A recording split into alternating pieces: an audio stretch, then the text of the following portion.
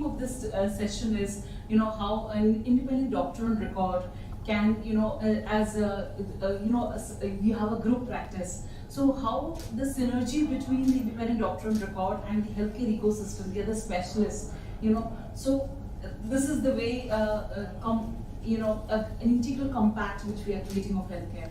So convergence of healthcare across specialists and as you can say that if there's an independent doctor who is, like we have a doctor advocate on record, similarly we are spearheading this cause of a doctor on record who is corroborating all the disciplines, all the specialists for the patient.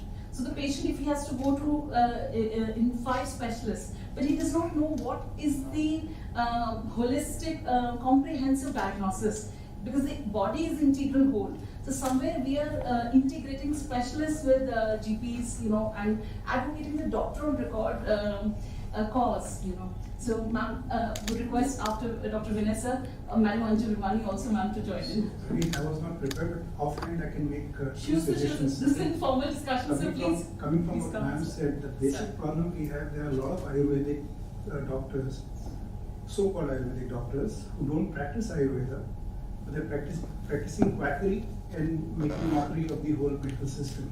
True. I mean, there are a few of them in eye which have opened in Delhi now, in prime centers in Delhi. They were used to encourage on their hair.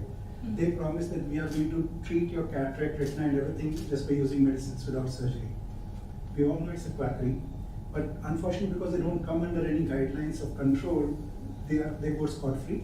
And they give Ayurveda a very bad name also, which actually I believe is a good science, but unfortunately they give Ayurveda also a bad name. So I think it's a time of it's a need of the hour that we have to come up with something for that. Because that is actually the biggest roadblock when we talk about, there will be a lot of discussions happening when we, like I defend Ayurveda and traditional medicines, but then people, they always compare the quacks of Ayurveda with the rest of us. So that's an unfair comparison. So that is something which is the need of the hour. Other thing that came to my mind listening to ma'am was, my wife is in consumerforums. So I can see that a lot of medical negligence cases which come to them. Sir. Fortunately she's not here so I can speak, but the fact is that these people on the dais, they don't understand medicine at all. So they're making these judgments on the doctor's negligence, on their whims and fancies. So we have got systems which are going to penalize the doctors for crossing the line and for doing something, which is definitely required. But the same way, the same agencies of ethics committee should also come to our support when there is some ridiculous judgment being passed on by these people on the dais because they don't understand medicine. They should restrict about the financial implications of it. That's perfectly alright. It's a consumer forum, whatever money is paid, that's alright. But when it comes to your professional negligence and the compensation awarded because of that, which goes on in crores also sometimes.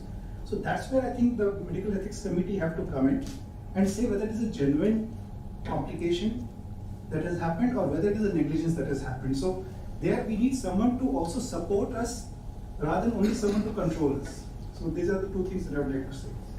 So very, ma'am, please Dr. Nag would like to before, because I have another meeting from 3 to 4.